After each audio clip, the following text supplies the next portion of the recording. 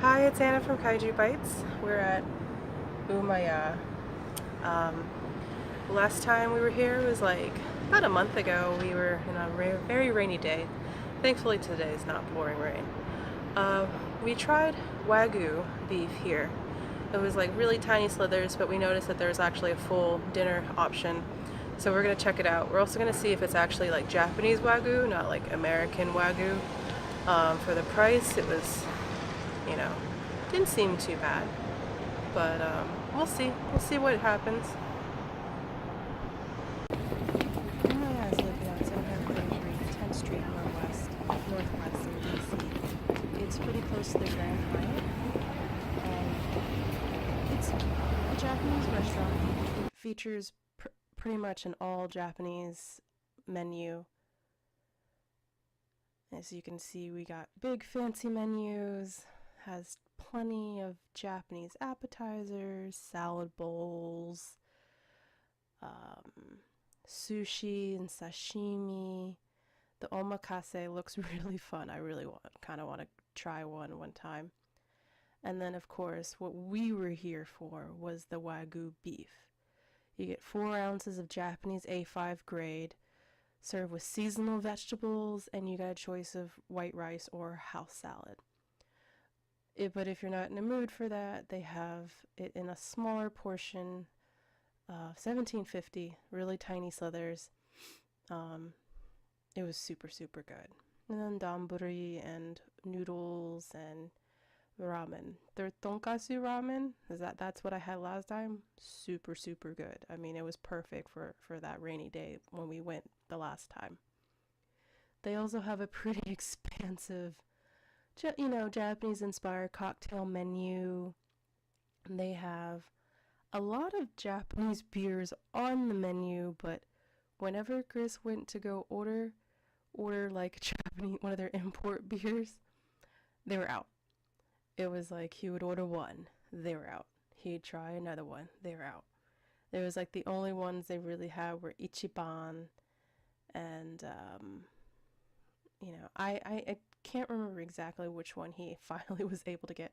Oh, and they have a lot of Japanese like whiskeys, which I guess whiskey is becoming very popular in Japan. And of course, sake. Can't have a Japanese steakhouse or a Japanese restaurant without a large menu of sake. And they had a lot. They had, and the price range varied from not so cheap sake to very expensive sake. But I ended up getting the kimono kiss, which was super good. It was like orange vodka, and it was super tasty. Um, but to the wagyu, the wagyu was served, like I said, with rice and seasonal vegetables, which were like mushrooms, potatoes, some sort of other stuff. I think bok choy, and it was like a buttery type of sauce that came with it. And you know, I have to say, like the first time we had it, I don't know if maybe it was cooked differently or presented differently, but this wagyu didn't have the same like oh my god effect like the first time we had it. Was it still a good steak? Yes, it was a very good steak. Was it the best steak I've ever had? No. Will I try Wagyu again? Heck yeah, it's steak.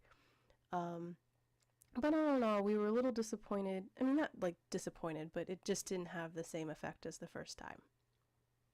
It's Anna from Kaiju Bites, and to recap, like Umaya was really good. Like like I said before, like when we first had it, like the meat just melted in your mouth, and you just like it was so amazing. And like this steak that we had that night, it was okay. Like it was a good steak, and you can't discount the quality of the steak, but it just didn't have the same like OMG effect that the last steak, the little appetizer. And it might be that it was cooked differently. Like, this was an actual steak. The chef might have had a bad night. Like it just didn't have the same seasonings and didn't have the same just OMG effect that it did the last time. Will we ever go back? Yeah. The service was really slow that night, and you know, because we were like ready to go and we couldn't get our waiter. But, you know, but we would go back. You know, they have really good tonkatsu broth. I was really impressed by their ramen the last time we went. Will we try Wagyu here again? I'm not sure. There's very few other places that have A5 Wagyu um, beef for at a restaurant. Um, the other place that I saw it was $100. I'm not sure if it's just 4 ounces, but it was like $100 for one meal is a lot of money. And so, you know, we would have to figure it out. Um, you know, because $100 per person is not cheap. But you know, all in all, like if you really want good Japanese food, I think Umaya is a good solid choice. Um, and definitely, I would try Wagyu. Like I'll try Wagyu as many times if it's on the menu and I can afford it that night. I'll try it again. Uh, but basically, we were a little disappointed, but not so much. The sides were not anything to write home about. Like rice was good. Right? I mean, it's rice. I mean, how can you screw up? I mean, you can't screw up rice very easily. The vegetables really weren't that. They were kind of boring. They didn't really have much flavor. You know, I mean, I wish there was a little bit more potatoes because the other, like, I don't really like bok choy, but that's personally, like bok choy and kale could just be tossed out the window for in my world. But I mean, oh, they're dumplings. I forgot. We were so hungry we forgot about. We ordered dumplings as an appetizer. They came after we were finished with our meal. I don't know what happened. They were really good. I did not take pictures. I pretty much just put them in my mouth and ate them because I was kind of hungry. But they were really good. Those were tremendous. So I mean, if you really want decent Japanese food, I mean, I saw a few people who had sushi, like sashimi platters. They had It looked amazing. So and that's the one thing I've never had at Umaya. This is our second time. First time was ramen. Second time was Wagyu. If we go in the future, third time I'll have to try one of their sushi platters. But all in all, I mean, I would give it 3.5 kaiju bites out of 5 this time around.